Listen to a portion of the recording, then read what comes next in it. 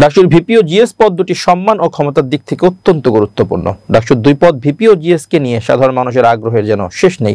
সবার মনে একটি সাধারণ প্রশ্ন, ডাকসু নির্বাচনে নির্বাচিত ভিপি ও জিএস এর কি কি সুযোগ সুবিধা পান? দৈনিক যুগান্তরের প্রকাশিত এক প্রতিবেদন থেকে জানা যায়, ভিপি ও জিএস পদে থাকা ব্যক্তিরা বিশ্ববিদ্যালয়ের সর্বোচ্চ দুই সংস্থা সিনেট ও সিন্ডিকেটের সদস্য হওয়ার সুযোগ পান। সেখানে তারা ঢাবির হাজারো শিক্ষার্থীর প্রতিনিধিত্ব করে তাদের দাবি দাওয়া তুলে ধরতে পারেন। একই সঙ্গে ছাত্রদের স্বার্থবিরোধী কোনো বিষয় এলে সেখানেই তারা প্রতিবাদ জানানোর সুযোগ পান। এই দুই বডিতে তারাও অন্য সদস্যদের মতো সমান ক্ষমতা নিয়ে শিক্ষার্থীদের পক্ষ থেকে মতামত দেওয়ার সুযোগ পাবেন।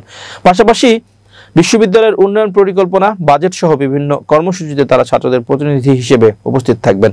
নীতি নির্ধারণী সভা সহ বিশ্ববিদ্যালয়ের প্রায় সব কার্যক্রমেই কোনো না কোনোভাবে ভিপি ও জিএস এর সম্পৃক্ততা থাকে। সমাবর্তন সহ বিভিন্ন কর্মসূচিতে তারা প্রতিনিধি হিসেবে উপস্থিত থাকেন। বিশ্ববিদ্যালয়ের বাজেট অনুমোদন এবং উন্নয়ন পরিকল্পনার কমিটিতেও তারা সদস্য হিসেবে দায়িত্ব পালন করেন। এছাড়া সিলেকশন বোর্ডে যেখানে নিয়োগ বা চাকরি থেকে অব্যাহতির সিদ্ধান্ত হয় সেখানেও তাদের প্রতিনিধি হিসেবে ভূমিকা থাকে।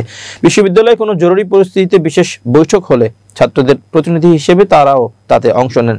তবে এসব দায়িত্ব পালনের জন্য তারা নিয়মিত কোনো বেতন ভাতা পান না। শুধু সিনেট বা সিন্ডিকেটের বৈঠকে যোগ দিলে একটি নির্দিষ্ট ভাতা দেওয়া হয়। আর সিন্ডিকেট বা অন্য কোনো বডি বিশেষ কোনো দায়িত্ব অর্পণ করলে কর্তৃপক্ষ চাইলে তার জন্য সম্মানীয় প্রদান করতে পারে। তবে 1 বছরের জন্য ক্যাম্পাসে কার্যক্রম পরিচালনার উদ্দেশ্যে তারা এককালীন অর্থ বরাদ্দ পান। এই অর্থ মূলত চা নাস্তা ও অন্যান্য খরচের জন্য ব্যবহার করা হয়। ভিপি ও জিএস এর জন্য মোট 10 লাখ টাকা বরাদ্দ থাকে। এর মধ্যে 5 লাখ টাকা ভিপির জন্য এবং 5 লাখ টাকা জিএস এর জন্য।